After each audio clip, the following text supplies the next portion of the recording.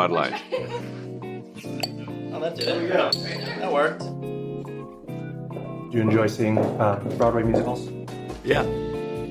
I mean, I like it if they don't break into song too often, you know? Elon's on Twitter.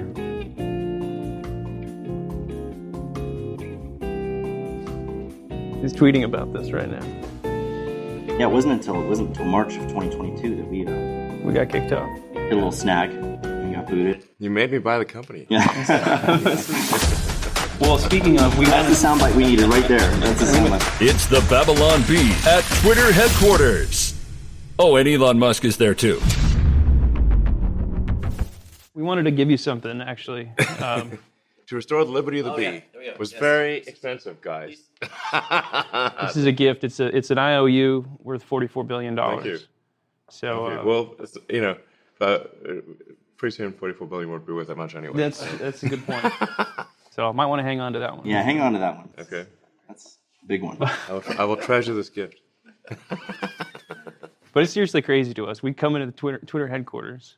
We were, banned from Twitter in March 2022. You restored us and a bunch of other accounts in November 2022. And then now we're invited and we get to come here. And we weren't even allowed to go into our account, Absolutely. It's like barbarians storming the barbarians, not merely at the gate, they're through the gate and pillaging the merch. Yeah. That's what we were doing. Merch pillaging. We're in and we're pillaging the merch. You're the barbarian. Yes. Just making sure. But you're my barbarian friends. Okay. I want to ask about that. So the restoring of accounts. Yes. When you came in, so you took over, you closed the deal. There was the lawsuit. There was all that. There was the drama. We were like riding a roller coaster, wondering what was actually going to happen because we had no idea if you would ever actually take over the company, if we would ever actually get out of Twitter jail because we had vowed to never delete that tweet. Right. So we were watching and just kind of wondering what's really happening. Then you finally take over and you go in on day one. What are the conversations? Like, take us behind the scenes. Like, what happened behind the scenes where you're talking with the team, you're trying to figure out what to do with the advertisers and all of that. What was the conversation behind the scene around restoring accounts? There were a few questions around why I was carrying a sink. Wait, where is the sink? Is the sink still here?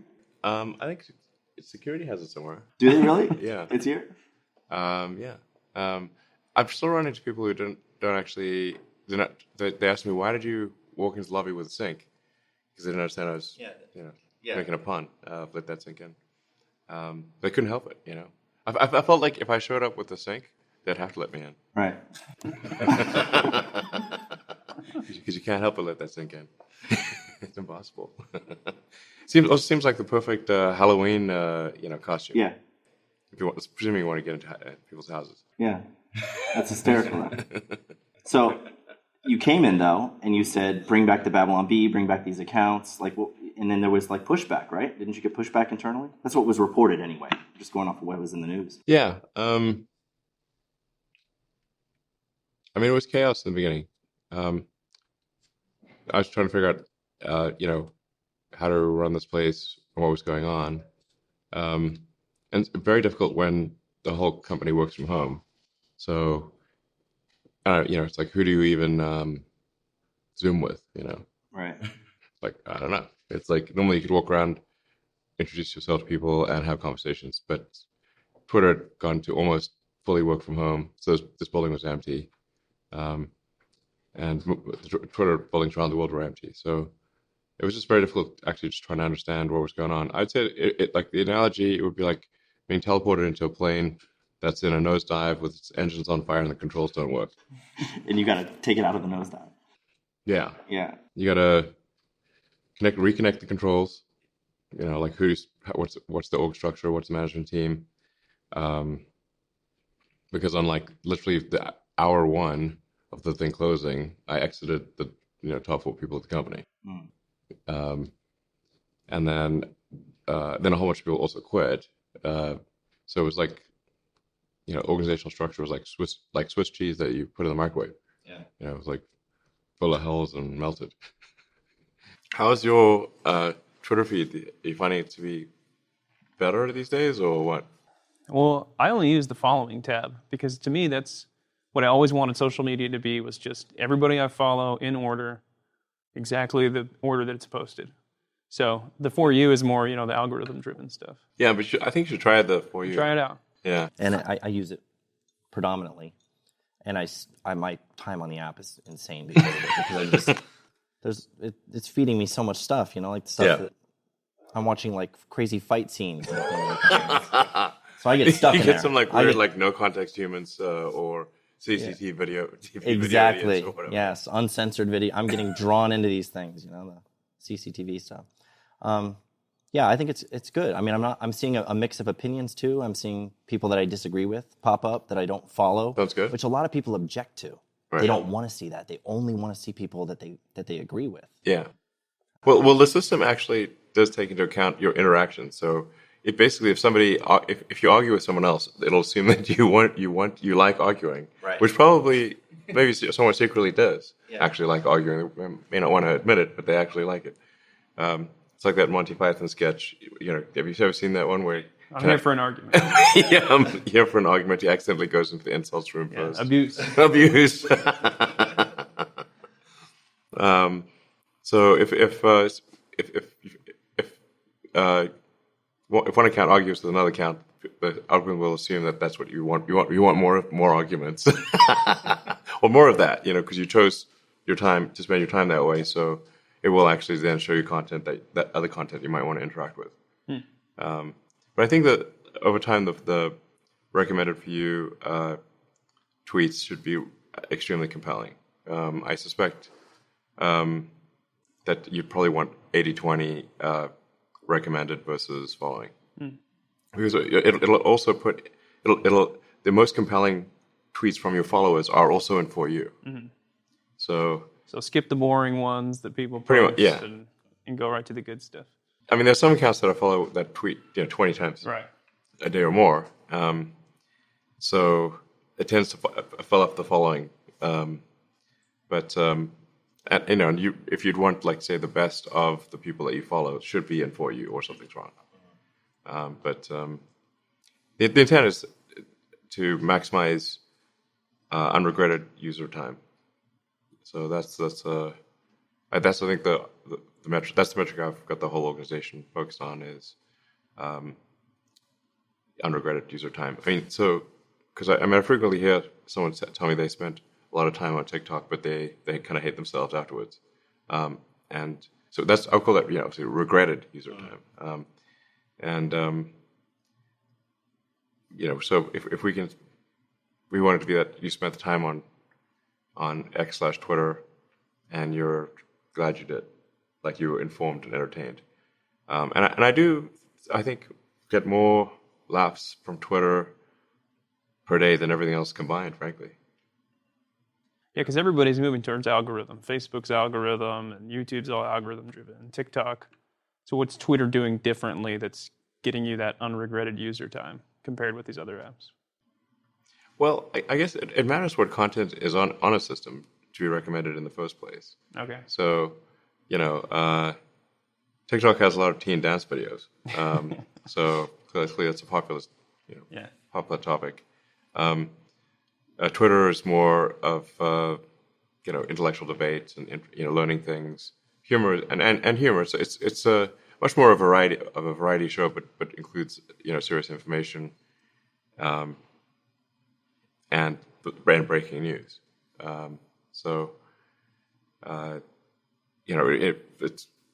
It matters that even if you had there were identical algorithms between Facebook and Twitter, if Twitter's content is better or more interesting in that way, you still prefer Twitter. And as you've seen, we've open sourced the algorithm and made at this point I think well over 100 changes based on user feedback. But how will we stay informed if NPR isn't there anymore? At any given point, I'm not sure if NPR is there or not. I wasn't aware that they were there until they said they were not going to be there. That's how it was with Jim Carrey. When I found out Jim Carrey was leaving Twitter, I'm like, I didn't know Jim Carrey was on Twitter. Yeah, and maybe he's back. I don't know. I'll have to find out. I mean, we're trying to apply the rules consistently at Twitter so that, the NPR thing is like, well, if we're going to call some media state affiliated, well, there's plenty of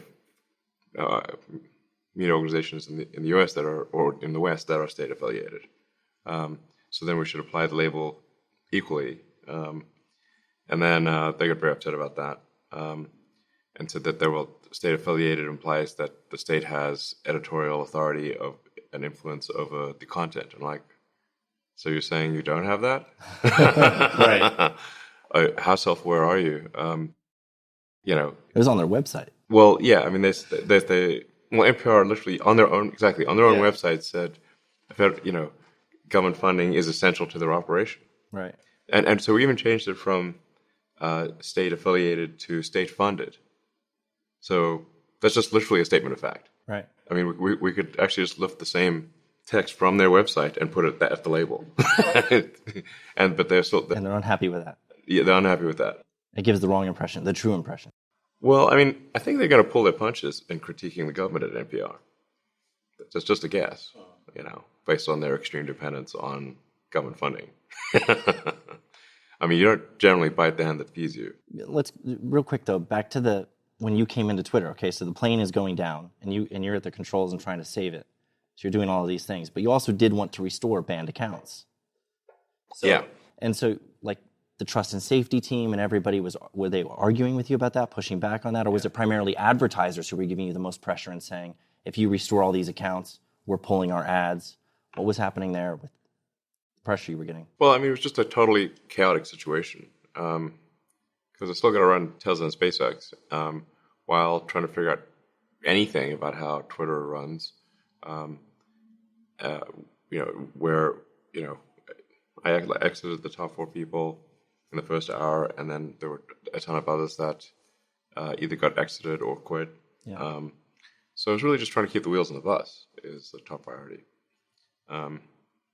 The Twitter code base is actually much more complex than you think, and it's not something that just works. It requires a lot of care and feeding. And there were many people who predicted that the service would go down and Twitter's not going to exist after this weekend. There was a whole... World Cup was going to kill it, right? Yeah, it was going to get crushed by the World Cup. Right. The number of predictions that Twitter is about to die were ridiculous. I mean, one can just go... like almost farcical, frankly. Yeah. It's like... But it was still... They did kind of have a point in that it wasn't super easy to keep things running. There are so many esoteric corners of the Twitter software and the system operations that make it hard to, it's hard to keep running. It's not. Can't emphasize that enough. It's not it's not like some app on the phone that just works. It's a super complicated thing. Financially, it was a very tough situation because Twitter in a normal year would do probably $4.5 billion in revenue, $4.5 billion in cost. So they'd probably lose a little bit of money because that's why I call it a really expensive nonprofit, because Twitter is, over its lifetime, I believe, negative on profitability. Like, it's lost more money than it's made. Because of the high price of the acquisition, which is very foolishly high on my part, there's $12.5 billion of debt, and debt servicing is $1.5 billion. So, and then there's a cyclic decline in advertising that seemed to start maybe around May of this year, but was pretty significant. That's what you saw Facebook and Google and others also do some layoffs as a result. So there's a cyclic decline in advertising, and then a pretty major pause in advertising where advertisers they just put their campaigns on pause. They didn't definitively say no. I mean, in a few cases they did, but most... You mean in response to you taking over and promising free speech? They're like, oh, we don't want free speech. Yes. Well, it's more like they are worried about something that would affect their brand, I suppose. Although it seems like sometimes they worry about the wrong things. Yeah. The things they should be worried... They should be worried about some things, and they aren't worried about other things, and should be. But nonetheless, there were a lot of the advertisers put their advertising on pause to kind of like see where things go, and that causes about I'd say almost a 50% reduction in revenue immediately. Um, so in rough terms, we're doing about negative $3 billion a year in cash flow, and possibly trending to do worse than that, possibly 4 or 5. It's hard to tell where the bottom was. And $1 billion in the bank, so well, roughly 4 months to live. What were the options if you ran out? Like, you would have to continue to fund it. You'd have to seek funding from outside. Yeah, I mean, there's a limit to how much Tesla stock I can sell, and I can't sell it all the time. I mean, the reason I sold stock in December last year was, which I regret at this point, was because I wasn't sure how much money Twitter would need. I thought, I might in October it was a $6 billion cash burn, and we don't know where revenue is going to bottom out. I had to get the company to financial stability, which I think we're close to financial stability, roughly not quite break even, but close to it. And I think trending positively. I think it's at least the plane's in level flight. The engine of engineering, software engineering, is in much better shape. I think we've deployed more features and capabilities in the last 6 months than Twitter has done in the last 6 years. So, with 20% of the team. That's crazy. Yeah. Do you feel like it was worth it? I mean, do you ever regret it and go, why did I do this thing just to make a stand for free speech? Or I think it was necessary, and I wouldn't say that there's anything that's, in retrospect, has caused me to. I think it was still the right move to acquire Twitter, even at the outrageously high price. Yeah, I think it's going to turn out to be important. Well, the price wasn't just financial either. It's like, no, I mean, this is I should say, I do. There are other investors besides me in Twitter. I'm the majority owner, but I want to make sure that those who invested with me do not suffer losses. So I'll make sure that the ultimate outcome is better than their original investment. But so I want to be careful about, So it's but certainly this is a hard way to get richer. That's for sure. This is the mega pain way to make money. There's a lot of pressure on whoever's running Twitter, to do this or that on the platform, as you might imagine. At any given point, someone powerful is unhappy, basically. So anyway, but I think it was still important to do.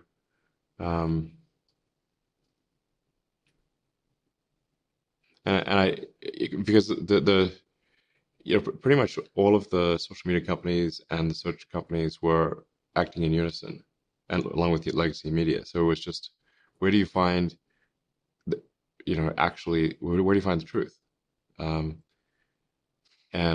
if everyone is in lockstep with the lie. Well, did you see Obama's comments recently in a CBS interview? I think it was CBS, where he was talking about how the thing that keeps him up at night is how the media, there's like diversity in the media now, and there didn't used to be. And so now you have different narratives and people basically inhabiting different realities. And that's the thing that's like keeping him up at night, is like the big problem that we face right now. he wanted to go back to the glory days. Yeah, there was one narrative. And the media was unified. 3 different channels all telling you the same. So you disagree. You're telling us you disagree. Well, I haven't seen the full video, so it's possible there may be some contextual elements that mitigate. Community Notes will help us with that one. Yeah, Community Notes is being pretty good. I'm watching it closely to make sure, because as Community Notes gains credibility, the value of gaming it increases. So we got to make sure that it is as ungameable as possible. You may know this, but the essential idea behind Community Notes is that a note is only shown if it is rated highly by people who historically have different opinions. Mm-hmm. So where do people who would normally disagree agree? Yeah. And so even if there's a lot of people from, say, like one political point of view, or it doesn't have to be political, but one point of view, and and there's only a small amount of number from another political point of view, they still have to agree. You can't just brigade the thing with one ideology. I think the value in community notes goes so far beyond just like fact checking, though. It's actually entertaining. It is when somebody entertaining. gets noted, it's like it's better than getting ratioed. It's awesome. It is awesome. Yeah. The humor value of some of the notes is Yeah. high. And I think it When encourages. fact checkers get noted, it's so ironic. It's beautiful. Well, we have so much experience with fact checking because we were getting fact checked by Snopes all the time for our jokes. But that was just one blue-haired Sure. lady or something getting mad at one of our jokes. And it's so much more powerful when it's, like you said, people that disagree. Yeah. The community coming together to fact check something. And yeah, I mean, the ones that I see they're solid. It's like rare to see a wrong one. So, and anyone can get community noted, including me, obviously, as well as advertisers and presidents of countries and whatnot. So, I think once you get noted a few times, it's an honesty amplifier. Uh-huh. So Well, and they're not used to it. People, they're not used to it. So. yeah, people that are on the left or just in their own echo chamber, government leaders, they're not used to that kind of accountability. They're not. I think it definitely comes as a surprise when they get a community note for the first time. Have you been noted? How many times have you been noted on? I'm not sure. Maybe 3 times. Oh, I don't know. I've never been community noted, I don't think. Babylon Bee hasn't been community. Not yet. I was wondering about that. If we're going to get like marked like this was satire, if people believed it was true or something like that, but it hasn't happened. No, we don't make any truth claims, really, right? Yeah. I mean, so I don't know. Yeah, That was the people weird thing believe about the it, fact checks. Yeah. People believe it sometimes. They I can't tell if it's real. I can't blame them. I No, can some of never these blame headlines them. are. I can't. Some of these articles are. I can't tell it. I mean, I can tell that it doesn't have a B logo on it, but Right. but the actual text of the headline is indistinguishable from a Babylon Bee, Yeah. piece. So it's very, very common at this point. It's a crazy world we live in. Yeah, that's why I don't blame people when someone says that they make fun of people who think that satire is true. I'm like, I don't. The real headlines are so satirical in nature. They seem like a parody. So if you believe a B article, it's just Yeah. that naturally is going to happen. So you want to see, Like you see some of these things where it's like free speech is bad for free speech, or so. If there was like one headline to that effect. yeah. It's Wait, like, is this satire real? is satire real? It's like Right. I yeah. don't know. You can't tell. New York Times had like critical thinking is bad for our democracy or something. I remember that, yeah. I'm like, what are you talking about? That's insane. There's a lot of those. There's a lot of those. But you want to see Twitter be a place where truth prevails through debate, right? Where people can Yes. actually go back and forth rather than you having somebody from the top down deciding this is what's true and this is what everybody needs to believe, and in lockstep unison putting that out there and silencing it and stamping out everybody else. Yes, we definitely want divergent narratives. That doesn't mean they have to be, that people need to get violent about it or anything. But I think you want to have a marketplace of ideas where people, have different viewpoints. They argue their viewpoints, and maybe some minds are changed along the way. There's both. Is the narrative true, and who's choosing the narrative? I think who's choosing the narrative is a bigger deal than is the article. Is everything in the article accurate? Because there's a lot of things you could write about on Oath. Why write about that thing? Yeah. So yeah. So the aspiration here for X/Twitter is to be, I would call it the least untruthful place on the internet. Like we should acknowledge that there will be things that are untrue on the platform, but we'd like to be the least untrue of any place. And people have a right to be wrong anyway. They have a Well, right. right to be wrong. But I think we're succeeding if Twitter is the place where you can get the most accurate, the closest to the truth, and different perspectives on the truth to the degree that it's subjective. That's the goal. Pretty straightforward. And Elon even thinks that he has the right to share his opinion, Yeah. He has the audacity. which we found out. The audacity to share Yeah. your own opinions. I was thinking the opposite. So in this is a reference to the interview that you had recently with CNBC, and you were asked why you tweet certain things. Why do you share that publicly? Why do you share it widely? Why don't you keep it in? And the question What, was they're like Soros's Magneto? yeah, exactly. Yes. Sorry, Magneto. Controversial things like that. I shouldn't have said that. It's unfair to Magneto. It's unfair to Magneto, exactly. My mind goes the opposite direction. I'm like, what's in your unsent drafts? I want to know what you're not. I want to know what you're holding back. We promise we won't publish this. Yeah. We'll turn the cameras on. I probably there've been a few cases where if I still want to send this tweet in the morning, I will do so. And there've been a few cases where I should have done so that would have saved a lot of grief. So there was some truth to that. Like a good friend of mine said, I'm not going to suggest that I stop tweeting, but you might want to consider saving it as a draft and seeing if you want to tweet it in the morning. Yeah. That's good advice. That should be a Bible verse. Yeah. I think like Lincoln did something where he used to write these like angry letters to people, and then he came to the conclusion that it really wasn't doing any good. And so he'd write the angry letter and then see if he wanted to mail it the next day. Put it in a drawer. Yeah, stick it in a drawer. Yeah, put it in a drawer. I believe that was, and then he almost never mailed it. Yeah, but you don't write angry tweets. I see you write angry once tweets. in a while, or then sometimes that my tweets are seen as angry when they're not.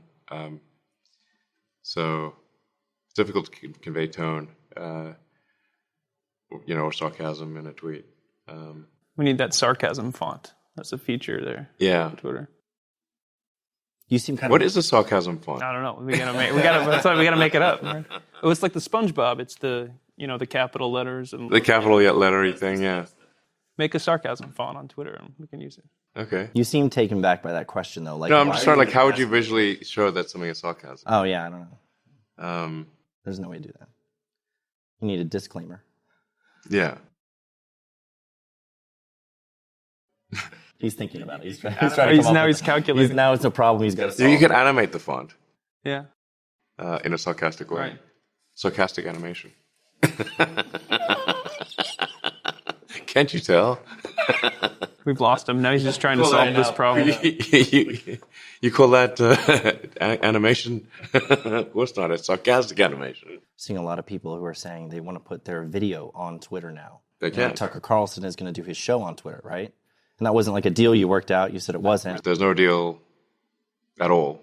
And I You recommended it to Don Lemon, too. Did he respond? Did he say he's going to do it? don't know. Actually, I haven't looked it up. But in general, I think it would be cool. Yeah. So, I mean, he we did talk, and he just asked me like, if he does something on Twitter, will we censor it? And I was like, well, no, we believe in like the First Amendment and Second Amendment too. Well, for protecting the First Amendment. Amen. Exactly, amen. So you just want to confirm that, like, we wouldn't sort of like suspend his account or whatever. And I said, well, as long as it's like, as long as it's lawful, and then we will not suspend the account. So That was enough for him to say. This is yeah, what I just wanna you want to confirm. You want to confirm that Yeah. is the free speech. He wasn't concerned about monetization. We want monetization. That's how can we make money? I think Tucker's actually in a pretty good financial position. I Yeah, think he's yeah. not like struggling to pay the mortgage. No. So I mean, I did say like that we've got the subscriptions thing, and that we will be also sharing ad revenue with creators. Kind of normal stuff, really. In order for someone to put their video on Twitter as well as say YouTube, then they need to at least make money on that, like equivalent amount of money, or maybe more on Twitter, ideally. Yeah, because That'd be we make about $27 a month on Facebook video. Nice. YouTube's only a little bit better. Are you serious? We don't make much on Facebook. Facebook's it's very weak for little. us. Yeah, Very Facebook's weak. really bad on the monetization. Yeah. YouTube's a little bit better, but still not. Nowhere near the number of views you're getting. You'll get millions and millions of views, especially on these shorts videos, and they throw pennies your way. So what is the plan for Twitter video monetization for users. Well, we obviously have subscriptions, and I subscribe to the Yeah. video course. Thank you.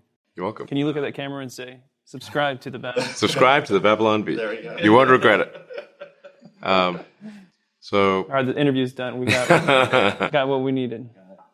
so we have subscriptions, obviously. We're also going to be surfacing tweets that are subscription tweets where you see the first line. We saw that, didn't Seeing we? it already, yeah. Yeah.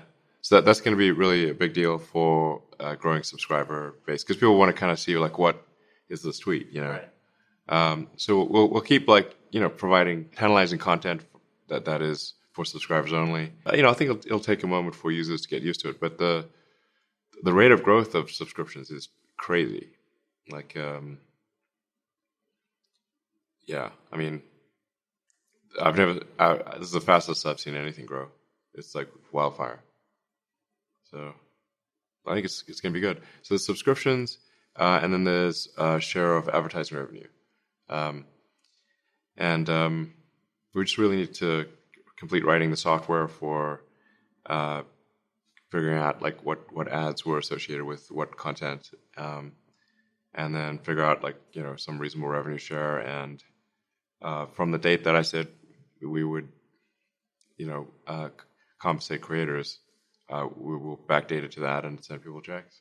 So with the advertisers, are the advertisers that paused back for the most part, are you continuing to see problems with them being concerned about your free speech stance?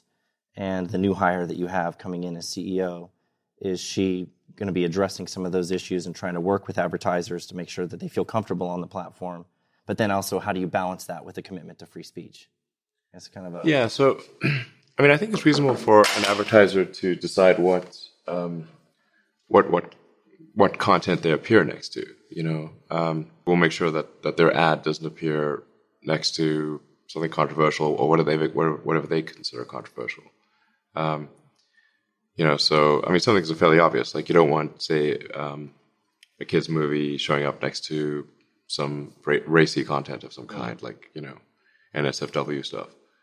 Or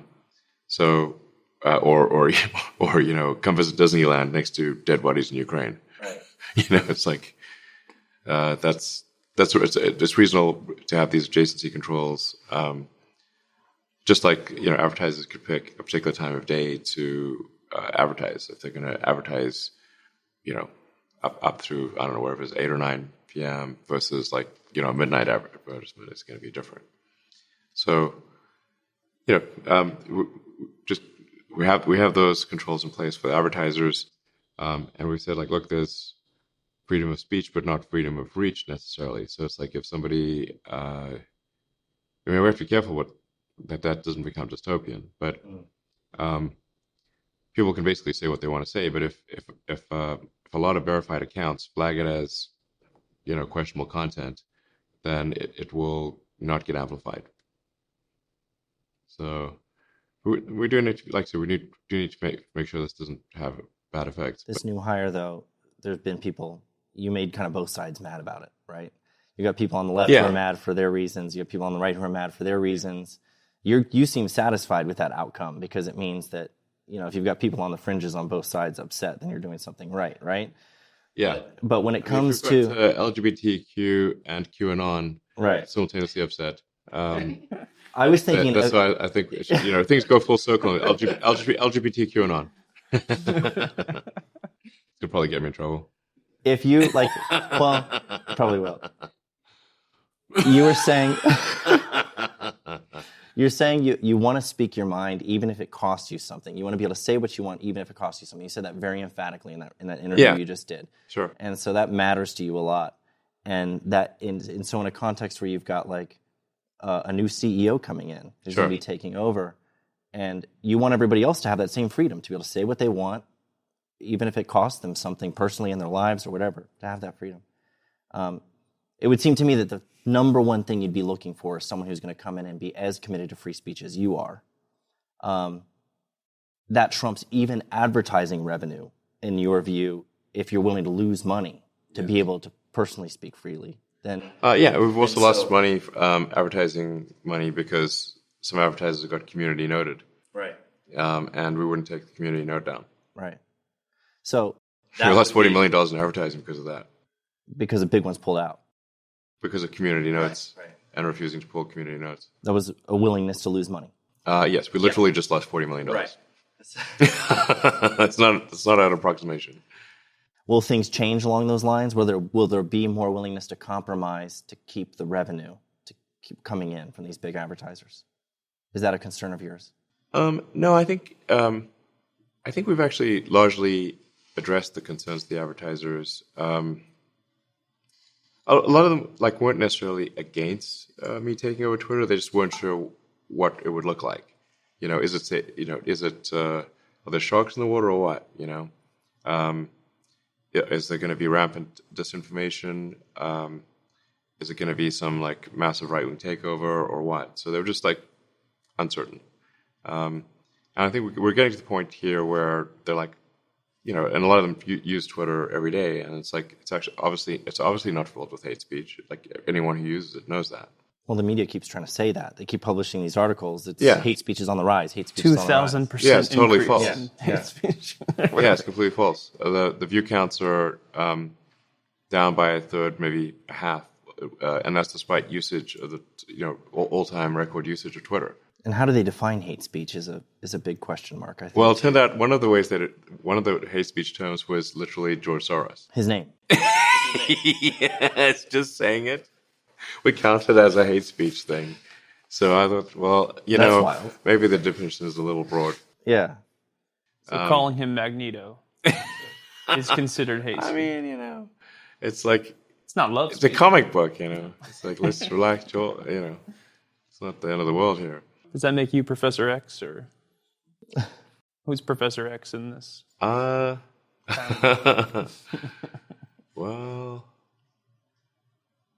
I do know a lot of smart people.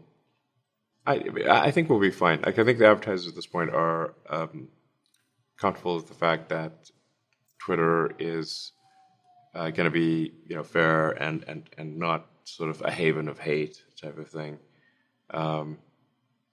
And they've used it enough for themselves at this point to they know that from their usage it's actually fine. We've vastly reduced the amount of spam and scam stuff that happens on Twitter. It's quite rare at this point to see spammers, whereas my feed used to be filled with them before. I think we're not going to make all advertisers happy, but I think we'll make most of them happy, and there'll be enough that are happy that to support this platform. But we're not going to compromise on free speech. Well, you see Twitter as more than social media. You've got X and the everything, and yeah, what is the future vision for them? Some of that will be fulfillment of the vision I had for X.com 24 years ago, which was to be an all-encompassing financial services provider, and that's actually an important part of freedom as well. If those doing the money exchange or running the money system can stop people who disagree with them politically, that's a huge problem. I mean, so that happened in Canada with the trucker strike, where people were being basically financially ostracized from society for just being a peaceful strike. I saw some strange things with PayPal, where they were suspending accounts that they for what appeared to be political reasons. I don't know if you saw any of that. Yeah. So so that's the freedom of information. That's it. But money is a form of information. So I think it's important that we have a within the bounds of the law that we enable freedom of flow of money, which is a form of information. And you see that living on Twitter eventually. It's part of X. Yeah. I think we need to broaden the branding. Yeah. Twitter made sense as a name. If people are sending, texts, basically group texts at 140 characters apiece between each other, that's kind of a short thing, a tweet, not a long thing. But at the point at which you've got not just text, but pictures, video, live interaction, a full array of financial services, a full array of communications, encrypted communications, voice, video, everything. Twitter, I think, is the wrong branding for that. I believe in descriptive branding. So, whereas X is kind of, X can mean anything. So X marks the spot. X is where the treasure is. XXX is where the porn is. We're Christians. We're Christians, so we wouldn't know. Yeah. X-rated.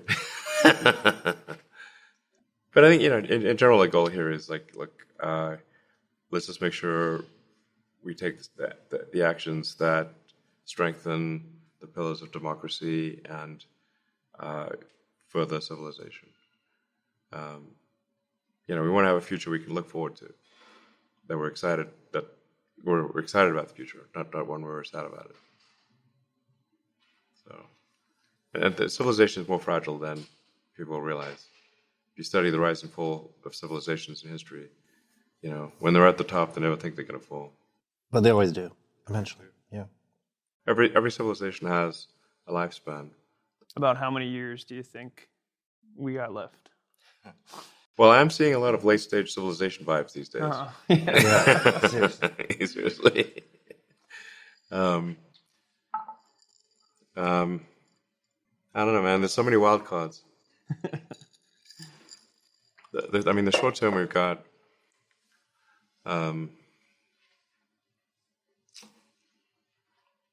with the financial crisis, probably some economic thing, but whatever, those things happen from time to time. But we've got some geopolitical wild cards with Ukraine and Taiwan, and then AI, which is called it's called the singularity for a reason, because you don't know what's going to happen. It's like a black hole. You go in the black hole, what happens? Don't know. We're on the singularity, AI singularity event horizon, circling the black hole. Well, and does AI concern you more than those other things like geopolitical, nuclear war, or whatever? And where does that fall on the scale for you? I know you've said some cautionary things about it, but I don't know if you're as much of a doomer as some people are about AI. I mean, the good news about Russian roulette is 5 of the barrels aren't loaded. That's encouraging. Yeah. That's good. Look on the bright side. Yeah, it just seems like a lot of times people that are in tech are pushing these things forward without any guardrails or consideration, for what could go wrong, despite all the cautionary tales. What is that's what sci-fi is all about. That's you why think there should be regulation and stuff like that, right? But what does that look like? How do you regulate AI, for example? Well, I think you start off with an insight committee that has people that are independent from the leading players, as well as maybe some representatives from the leading players, and that's an insight committee. The goal is simply to learn things, and then consult with industry and propose rules. That's basically how it's worked for food and drug, or for aircraft, or cars. So is that when there's something that is a danger to the public, there's some regulatory body to, kind of like a referee, make sure the companies don't cut corners and stuff. When it comes to, just coming back to speech real quick and Twitter, I've often wondered, in our case with you, we had a situation where this benevolent billionaire comes in and decides, I'm going to make sure free speech exists for people because there's no place where they can speak freely right now. So I'm going to buy Twitter and restore free speech on this platform. Great. We're glad that you did that. Thank you. But should we have to rely on benevolent billionaires to solve these problems for us? Or should there be legal changes? Should there be, right now, the law currently protects us from government censorship, obviously, right? The First Amendment does that. But it doesn't protect us from private companies that want to muzzle our speech. Sure. So should there be legal changes that prevent viewpoint discrimination? And do you support laws like that? Are you aware of some of the legal, the current bills like in different states that are being pushed along those lines? There are various bills.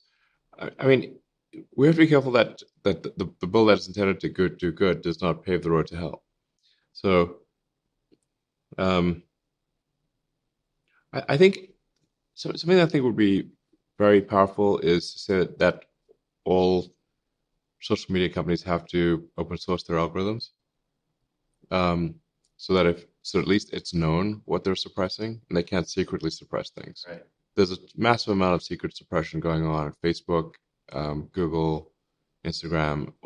Massive. It's just nonstop secret suppression. And there was at Twitter. And yeah, absolutely. But not anymore, right? Right. And people call it shadow banning. Yeah. Correctly. It's like there's nothing it says that you're banned, but you are effectively, stuck in the basement. Well, that would be a legal change. That would be a law that requires open source, that if you're going to censor, you better do it transparently. Yeah.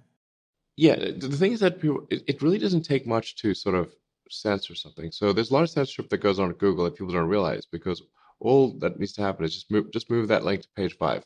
Right. I mean, the thing about the old joke about Google is like, what's the best place to hide a dead body? Well, the second page of Google search results. Right. And nobody ever looks there.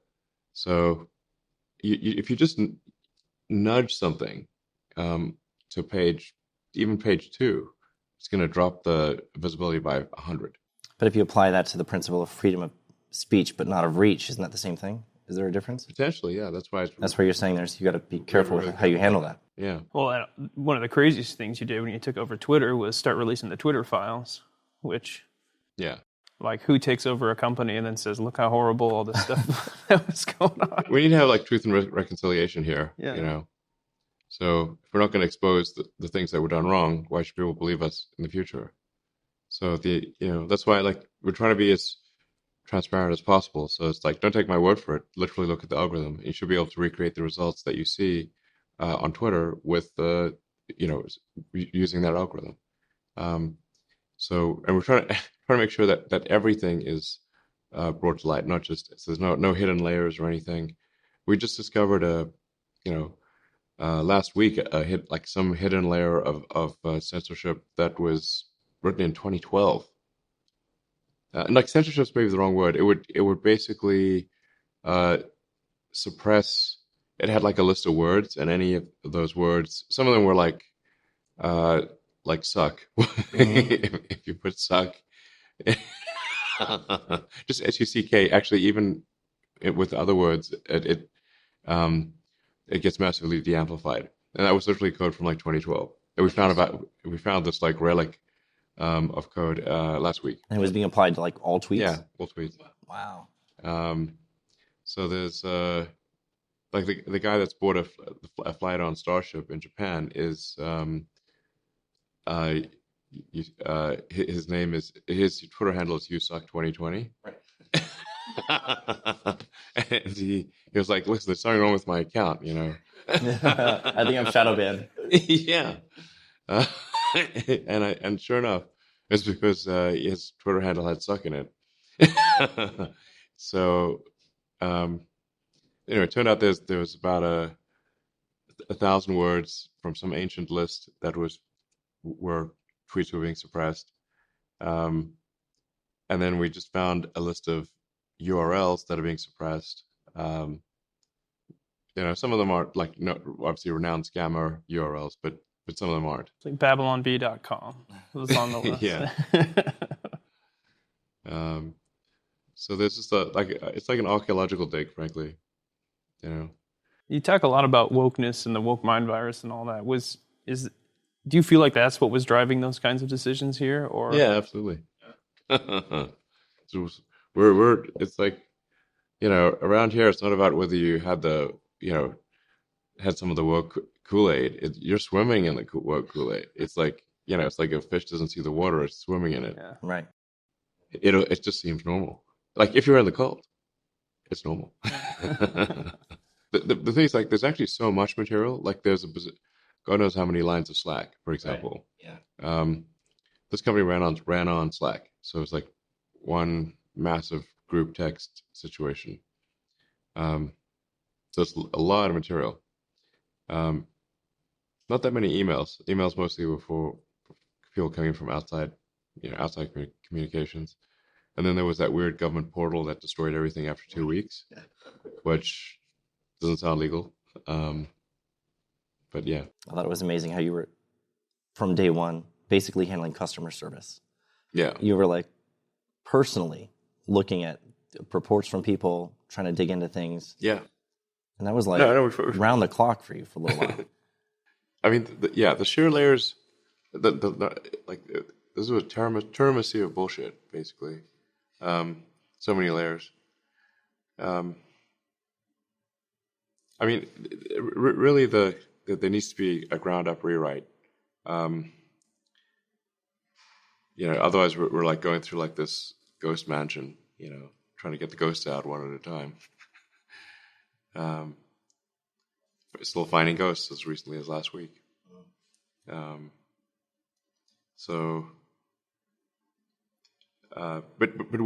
we are actually slimming down the code base. We are rewriting a lot of it.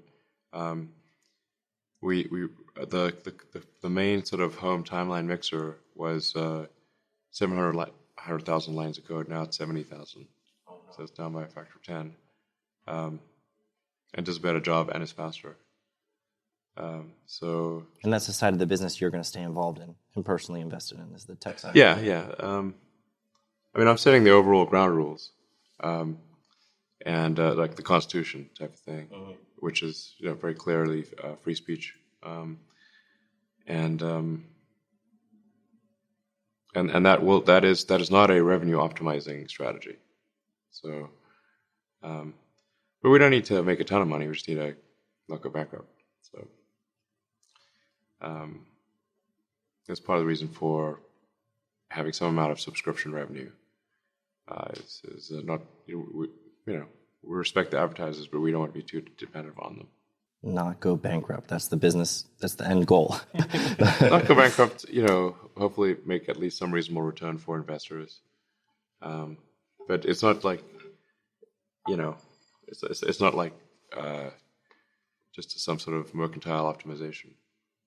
So, do you think it's possible to run a free speech platform that is profitable?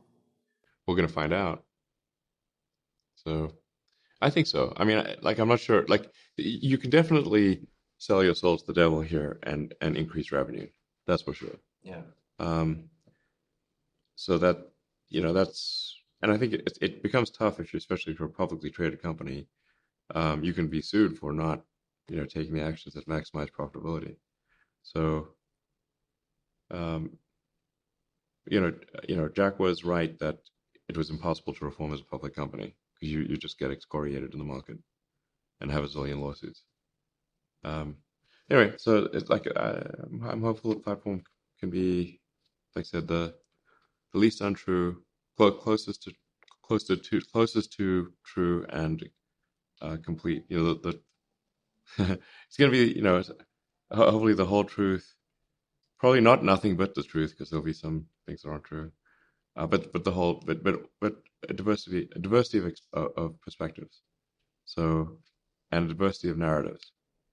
So people, can decide what they want to focus on and not be force-fed things.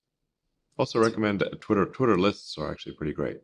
Yeah. So, and we've now it made it easy to find like lists created by experts on various subjects.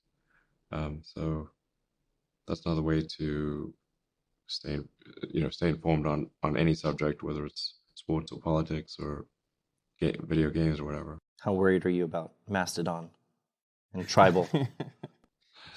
Well, once I tried using them, I was like, it's not a threat. That was my conclusion. Most importantly, you brought up video games. Have you played the new Zelda game yet? Is it great? It is. I've never played a Zelda game before. You haven't? Wow. Surprising. I only with Rare. I played just PC games. Yeah.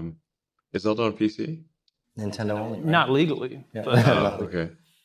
can't condone that. But you know, Halo was the only game that I ever played on a console. okay. What are you playing right now? I'm actually looking for something good to play. So I finished Dead Space, which is the Dead Space remake is really good. Is it? Yeah. I heard it was woke. Is it woke? The Dead Space remake, I would not. Not woke. Okay.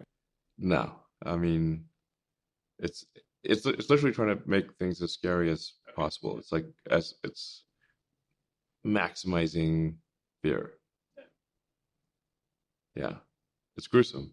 I played the original. I haven't played the remake. So No, it's gruesome. yeah. I mean, it's like it's really the stuff of nightmares.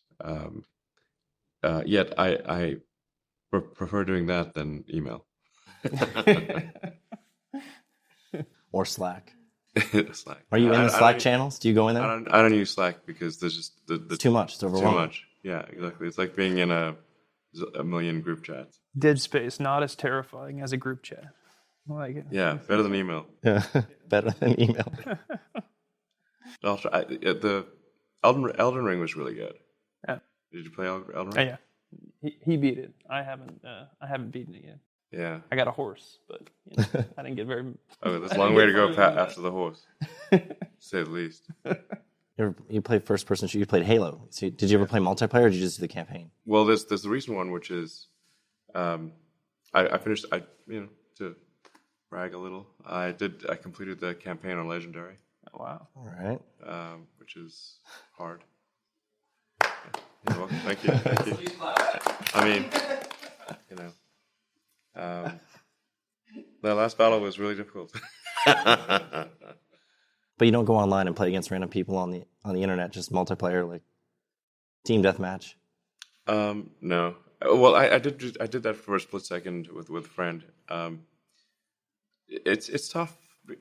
So I actually He's trying to ask if you'll be his friend on Xbox. I'm just wondering if every now and then I'm maybe playing against you under some. I used to play a lot of video games, a lot of competitive video games. So way back in the day, I was quite competitive at Quake, and my sort of team of 4, I was the second best guy in the team.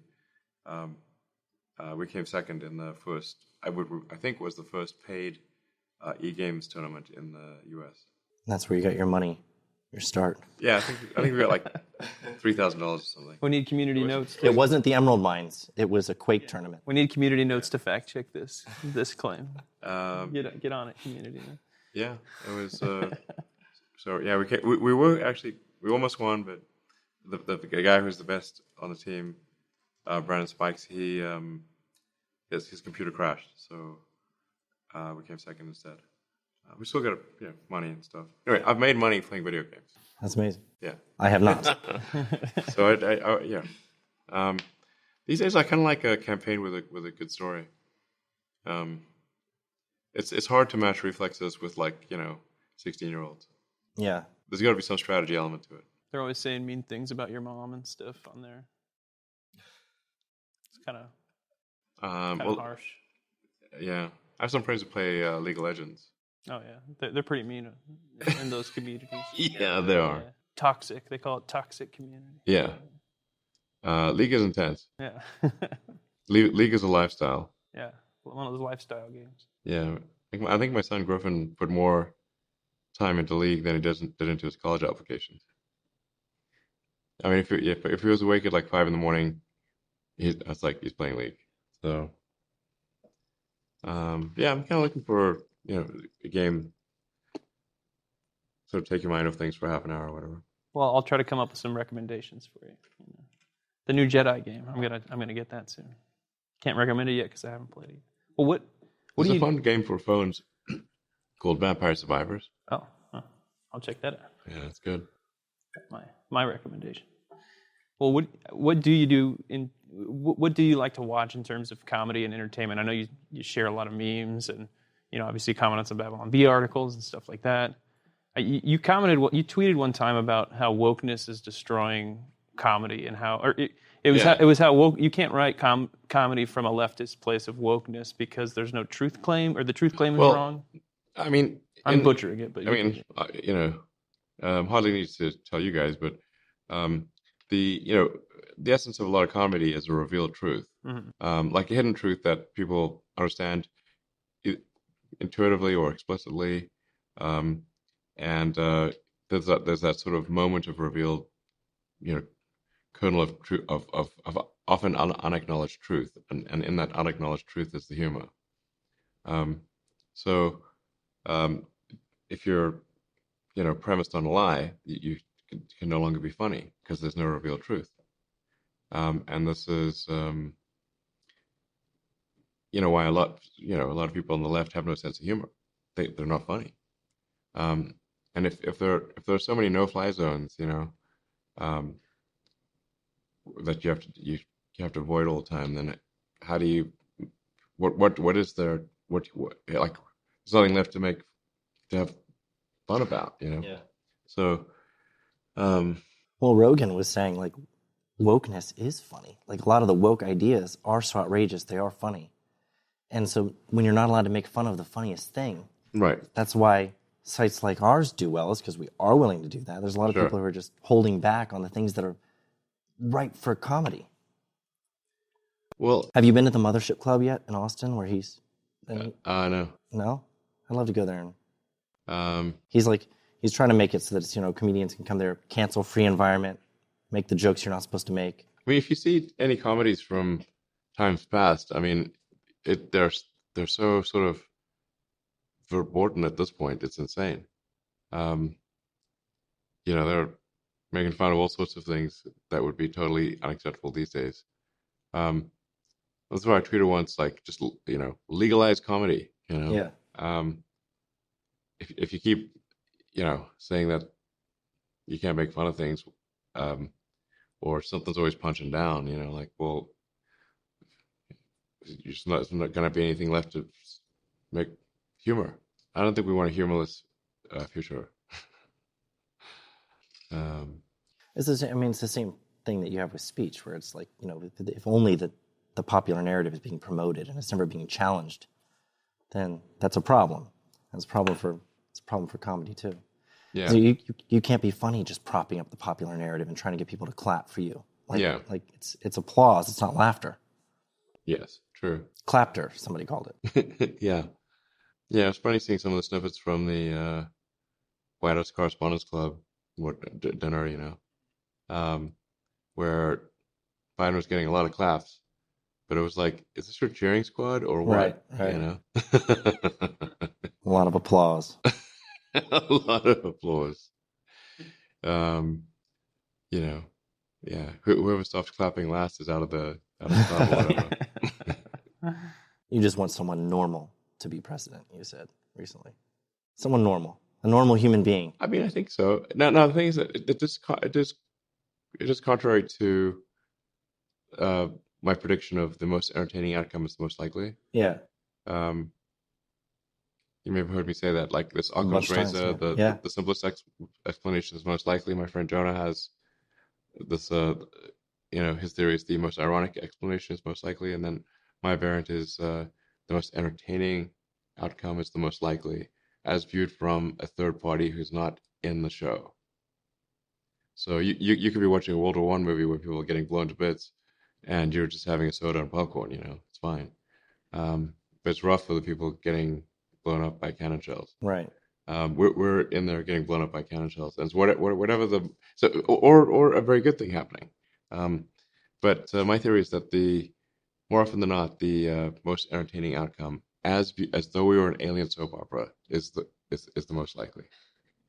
So if you can say what is the most entertaining outcome for the election next year, that's probably what's going to happen.